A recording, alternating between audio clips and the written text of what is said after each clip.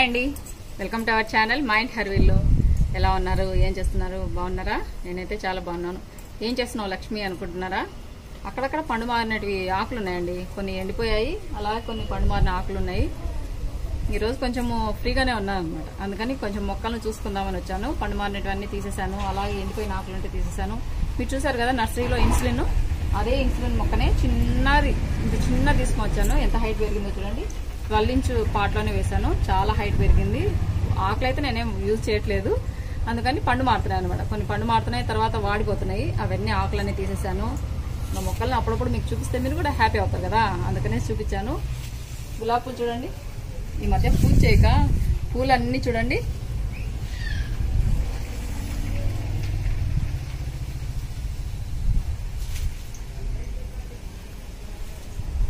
బయట తెల్ల పూలు కూడా ఎన్ని ఉన్నాయో ఒకసారి చూపిమ్మా. అట్లా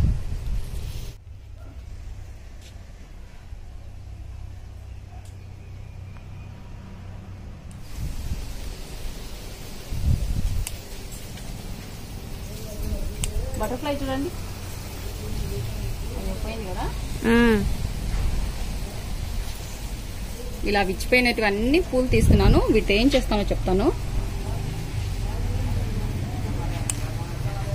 ఇంకా మొగ్గ ఉంది కదా, అలాగే పెట్టేస్తా. కలర్ చూడండి, ఎంత ప్యూర్ రెడ్, బ్లడ్ రెడ్. ఇది కూడా కోయట్లేదు.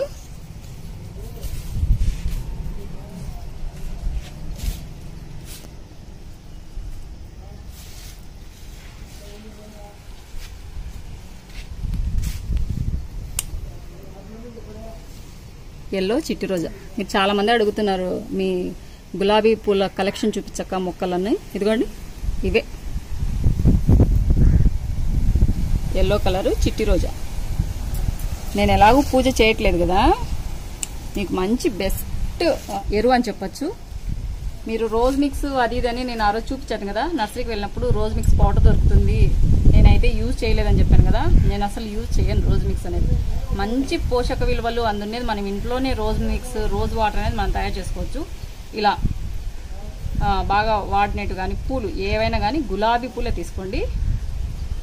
అక్కడక్కడ వాడాయి చూసారా, అన్ని వాటర్లో వేస్తున్నారు చూడండి. ఫ్లవర్స్ బెస్ట్ కంపోస్ట్ అండి. ఈ పూలన్నీ ఇందులో వేస్తున్నాను. వాడిపోయిన పూలైనా వేసుకోవచ్చు, అంటే పూర్తిగా ఎండినట్టు కాకుండా కొంచెం ఇలా రెక్కలు పోయి ఇలా ఉంటాయి కదా, ఇలాంటివి అన్నీ వాటర్లో వేస్తున్నాను. 1 లీటర్ వాటర్ ఉంటాయండి ఇవి.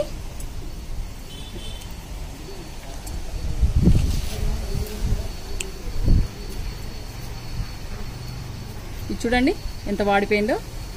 ఇలాంటివి మనం వాడచ్చు.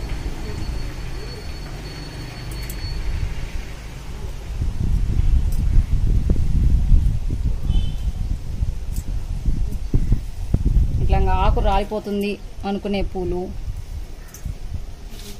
చూడండి. నాకు అసలు కట్ చేయబుద్ధి కావట్లేదు. కలర్ చూసారా, మనం యూజ్ చేసే ఎరువులను బట్టి, మనము వాటర్ బట్టి కలర్ అనేది ఇలా వస్తుంది. బియ్యం గడిగి నీళ్లు పోసుకోండి, లేకుంటే నేను చూపిస్తాను ఇది ఎన్ని రోజులు పెట్టుకునేసి ఎలా వాడుకోవాలి అనేది. నేను మళ్ళీ స్ప్రే చేసేటప్పుడు కూడా చూపిస్తాను. ఫస్ట్ ఇది ఎలా మనము నానబెట్టుకోవాలనే చూపిస్తాను. కలర్ చూడండి, ఇవి నాటు గులాబీ.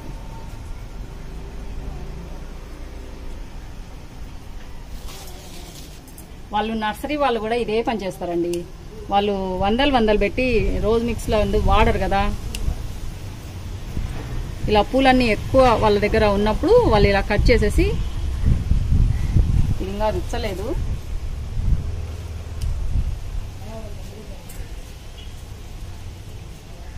పూలు కూడా ఎక్కడ కట్ చేస్తుందో అని. ఇది చూడండి, నాకు ఇలా పూలు ఇచ్చినట్టు చూస్తే భలే హ్యాపీ అవుతుందండి. చూడండి, గాలికి భలే ఊగుతుంది. ఈరోజు గాలి విపరీతంగా పెడుతుంది. వాతావరణం అయితే అటు వర్షము లేదు, అటు ఎండ లేదనమాట, మోడంగా ఉంది. ఈ ఫ్లవర్ చూడండి దాక్కుంది. రమ్మ ఇట్రా, అదిగోండి. ఇది కూడా పూర్తిగా విచ్చలేదు, అందుకని కట్ చేయట్లేదు.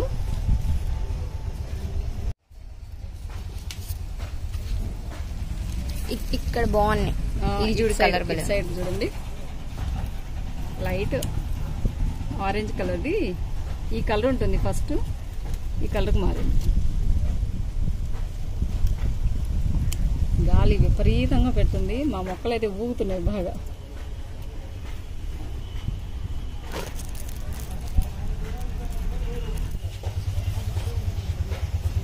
అన్నీ కట్ చేస్తాం కదమ్మ, అన్ని కట్ చేసాం కదా. అవి ఇచ్చలేదులే, ఉన్నీలే 2 days అట్నే. ఇదిగోండి గులాబీ పూలు.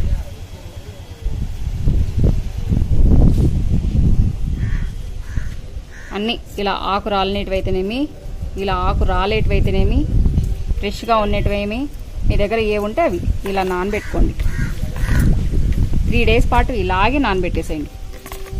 ఇవి ఎన్ని ఉంటాయి చెప్పలేను, ఒక 40 దాకా, ఒక 40-30 ఫ్లవర్స్ ఉంటాయి. 1 లీటర్న్నర వాటర్లో ఇలా నానబెట్టేశాను. ఇవి బాగా నానాలండి. ఒక 3 days పాటు నానేసి తర్వాత బాగా ఇట్లా మనం క్రష్ చేయాలన్నమాట. బాగా నానిపోయింటాయి కదా, పేస్ట్ లెక్క అయిపోతాయి. అదంతా పిప్పంతా తీసేసి ఈ వాటర్ని మనం స్ప్రే చేసుకోవాలి మొక్కల పైన. కొన్ని కావాలంటే మీరు మట్టిలోనే వేయచ్చు, కానీ స్ప్రే చేయాలన్నమాట. స్ప్రే చేస్తే బాగా ఆకులకు బాగా పట్టుకొని ఆకులు గ్రీన్గా అవుతాయి. తర్వాత ఫ్లవర్స్ కూడా మంచి కలర్లో వస్తాయి. రోజ్ మిక్స్ అంటే వాళ్ళు చేసేది ఇదేనండి. మీరు కూడా ఈ విధంగా ట్రై చేయండి. నేనైతే అలాగే చేస్తాను. ఈరోజు పూలు దండిగా ఉన్నాయి కదా, పైగా పూజ కూడా చేసుకోవట్లేదు కదా, అందుకని మీరు షేర్ చేస్తున్నాను. మనం పూజకు ఉపయోగించినట్టువైనా వాడుకోవచ్చండి, దేవునికి ఏం కాదు. మనమేమి తొక్కడం లేదు కదా, మనమేమి బాగా మిక్స్ చేసేసి ఈరోజు పూలు పెట్టింటాం దేవునికి, రేపు ఉదయాన్నే తీస్తాం కదా, తీసేసాక ఇలా వాటర్లో వేసి పెట్టండి. ఒక 3 days తర్వాత అదంతా మనం పిప్పి తీసాం కదా, ఆ పిప్పి కూడా మనం మట్టిలో వేయచ్చు అనమాట. కొంచెం అట్లా తవ్వేసి మట్టిలో వేసేసి పైన మట్టి వేసామనుకోండి, అది కంపోస్ట్ లెక్క మారుతుంది. ఈ వాటర్ వచ్చేసి మంచి యూరియా లెక్క, మనం ఏమంటాము, మంచి ఎరువు లెక్క మొక్కలకు బాగా మంచి యూజ్ అవుతాయి. ఈ విధంగా ట్రై చేయండి. ఒక 3 days నానబెట్టుకునేసి మళ్ళీ మీకు స్ప్రే చేసేటప్పుడు కూడా చూపిస్తాను. అప్పుడప్పుడు ఇవి కూడా వేస్తానండి, రేపు వేసేస్తా. ఈరోజు అయితే కొంచెం బాగా ఇచ్చుకొని ఉన్నాయి కదా, ముద్దుగా ఉన్నాయి, నాకు తీయలేదు, వీటిలోనే వేసేస్తాయి అవి కూడా. మీరు చూసారు కదా ఆ వైట్ ఫ్లవర్స్ ఏంటక్క అని చాలా మంది అడిగారు. వైట్ ఫ్లవర్స్ అవి దేవగన్నరలో ఒక మోడల్ అని అప్పుడు చెప్పారండి. 20 రూపీస్ అని ఇంటి దగ్గరకు వచ్చింటే తీసుకున్నాను. పూలు అయితే భలే పూస్తున్నాయి.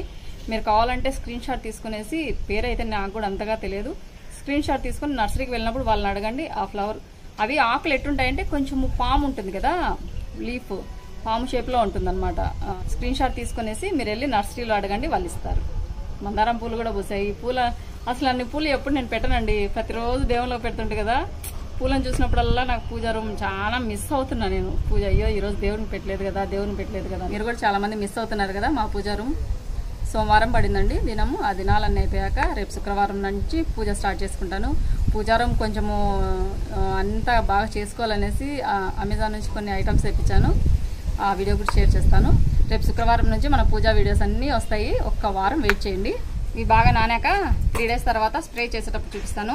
ఇంకా ఇప్పుడు టైం వచ్చేసి 12 వచ్చిందండి. ఉదయం టిఫిన్కి వచ్చేసి ఇడ్లీ చేశాను, సాంబార్ చేశాను. మొన్న సాంబార్ పొడి చేసుకున్నాం కదా, ఆ సాంబార్ పొడితో సాంబార్ చేశాను, పప్పుల చట్నీ చేశాను. ఇంకా మధ్యాహ్నం లంచ్కి వచ్చేసి గోంగూర పప్పు చేస్తున్నాను.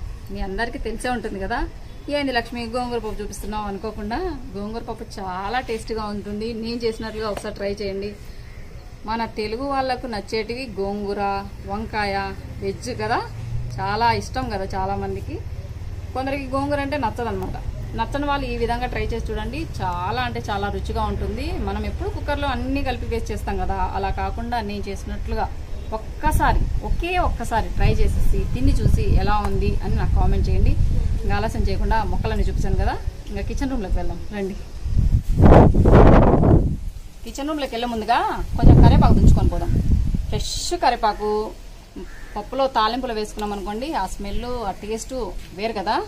మనం మార్కెట్లో తెచ్చుకునే దానికంటే ఇలా తుంచుకొని అలా తాలింపులో వేసామనుకోండి, టేస్ట్ చాలా బాగుంటుంది. 2 రెమ్మలు తెంచుకొని పోదాం. మొక్క చూడండి, ఆల్రెడీ మీరు చూశారు, కానీ నాకు అది తృప్తి అనమాట మీకు చూపిస్తే. 1.5 year మొక్క. ఇది నర్సరీలో తెచ్చింది కాదండి, అంటూ పక్కన అదిగో సైడ్ పుట్టాయి కదా, అలా అంటూ తీసుకొని వచ్చి అమ్మ నాటింది మా కరివేపాకు మొక్క.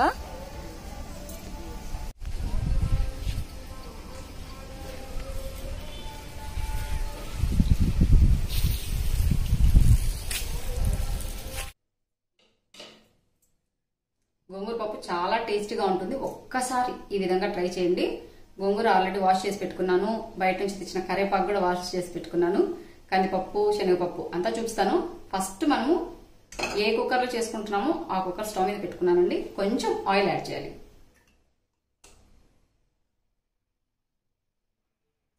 ఒక స్పూన్ మైన ఆయిల్ యాడ్ చేశాను. ఈ ఆయిల్లో పచ్చిమిర్చి, ఆనియన్స్, ఒక పెద్ద సైజు ఆనియన్ తీసుకున్నాను. కొంచెం ఆనియన్ ఎక్కువ ఉంటే టేస్ట్ బాగుంటుంది. తాలింపులో కొంచెం వెల్లుల్లి రెబ్బలు ఎక్కువ ఉండాలి. ఆనియన్, పచ్చిమిర్చి రెండు కొంచెంగా వేయించుకోవాలి. అవి వేయించుకున్న తర్వాత మనం ముందుగా బాగా వాష్ చేసి పెట్టుకున్న శనగపప్పు, కందిపప్పు, నేను రెండు కలిపి పప్పు చేసుకుంటాను. మీకు అందరికీ తెలుసు కదా, ఒక కప్పు కందిపప్పు అయితే హాఫ్ కప్పు శనగపప్పు రెండు కలిపేసి అలా చేసుకోవాలి. ఈ రెండు వేయించుకునే లోపల అవి వాష్ చేసి పెట్టుకుంటాను. ఫస్ట్ ఆనియన్స్, పచ్చిమిర్చి వేయించుకుంటాను. ఇందాక వేసిన ఆయిల్ హీట్ అయిందండి. కొంచెం జీలకర్ర వేస్తున్నాను, 1 పించ్ అంత. తర్వాత ఆనియన్స్, తర్వాత పచ్చిమిర్చి,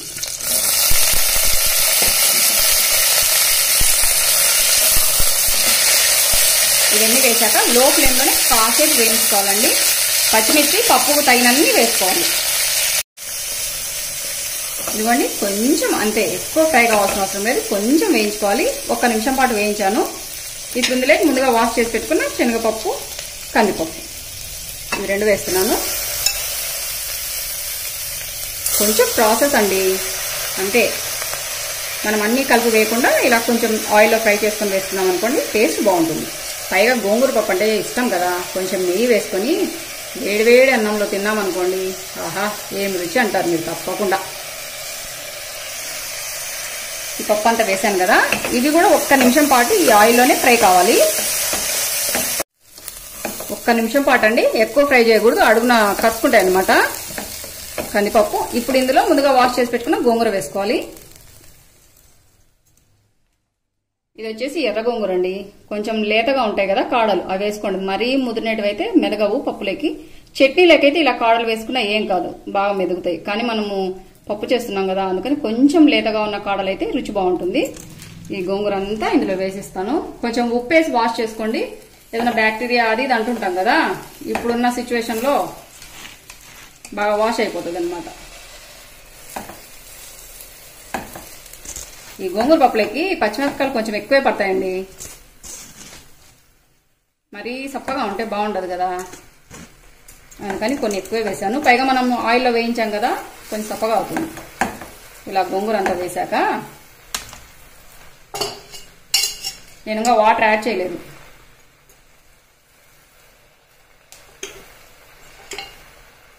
కొంచెం పసుపు, ఇంకా తగినన్ని నీళ్ళండి.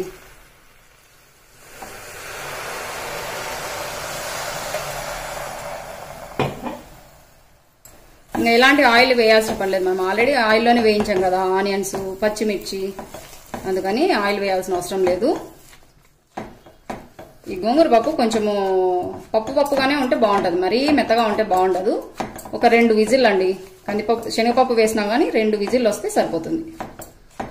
ఈ వాటర్ చూసుకోవాలి, అందుకని ఇలా ఇవ్వండి, మునిగేంత వరకు వాటర్ పోసుకోవాలి. ఇది గట్టిపప్పే రుచి, మరీ నీళ్ళ లెక్కుంటే పప్పు బాగుండదు. ఇంకా కుక్కర్ మూత పెట్టేసుకొని ఒక 2 విజిల్స్ వచ్చేంత వరకు ఉడికించుకుంటే సరిపోతుంది.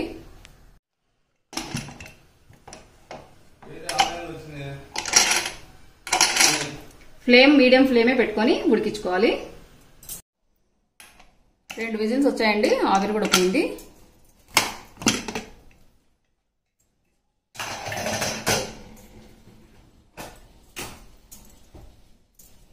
చూడండి బ్యాళ్ళు ఇలాగే పప్పు గింజలుగా ఇలాగే ఉండాలి. అప్పుడు గోంగూర పప్పు చాలా టేస్ట్ వస్తుంది. ఇప్పుడు తగినంత ఉప్పు వేసుకొని మెదుపుకుంటాను. ఇంకా నీళ్ళు కూడా పక్క తీయట్లేదు, ఇదే నీళ్ళతోనే తగినంత ఉప్పు ఇంత పడుతుంది.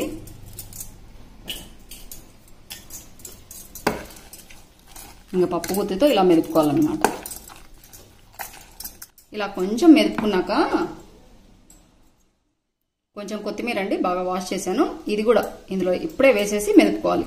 ఇలా మెదపడం వల్ల కొత్తిమీర కూడా బాగా కొంచెము స్మాష్ అయ్యి టేస్ట్ బాగా వస్తుంది అనమాట. ఫ్లేవరు, స్మెల్ మరీ ఎక్కువ వేద్దండి, కొంచెం వేసుకోండి. పప్పు చూడండి ఇలా బ్యాలు బ్యాలుగానే కనిపించాలి. ఇలా బాగా మెదుపుకున్నానండి గోంగూర పప్పు.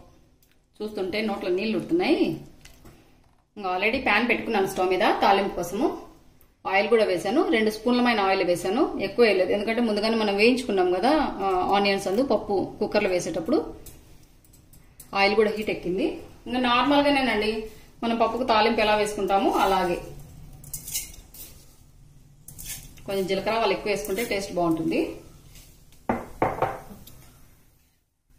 అలాగే కొన్ని వెల్లుల్లి ఎక్కువ తీసుకున్నానండి, ఇలా క్రష్ చేసుకున్నాను అనమాట. ఇలా వేసుకున్నాం అనుకోండి దీంట్లో ఫ్లేవర్ అంతా పప్పుకు పట్టుకుంటుంది, టేస్ట్ బాగుంటుంది అన్నమాట. మనం పచ్చళ్ళు కూడా ఎక్కువ వేసుకుంటాం కదా, పప్పులో కూడా ఇలా నలగొట్టుకొని వేసుకుంటే రుచి బాగుంటుంది. ఇవి కూడా వేస్తున్నాను. నేనైతే ఆనియన్స్ వేయట్లేదండి, మీకు ఆనియన్స్ తినే ఇష్టం ఉంటే వేసుకోండి, సన్నగా కట్ చేసి వేసుకోండి, అదొక టేస్ట్ వస్తుంది. ఇప్పుడైతే నేను ఆనియన్స్ అనేది వేయట్లేదు. ఒక 3 ఎండుమిరపకాయలు వేసాను. అలాగే కొంచెం కరివేపాకు ఎక్కువ వేస్తున్నానండి.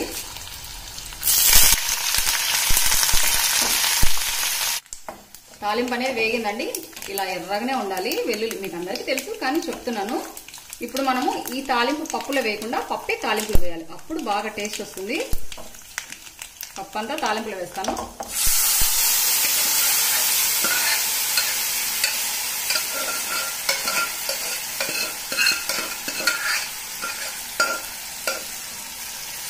ఇలా పప్పు అంతా వేసాక స్టవ్ ఆఫ్ చేసుకోవాలి.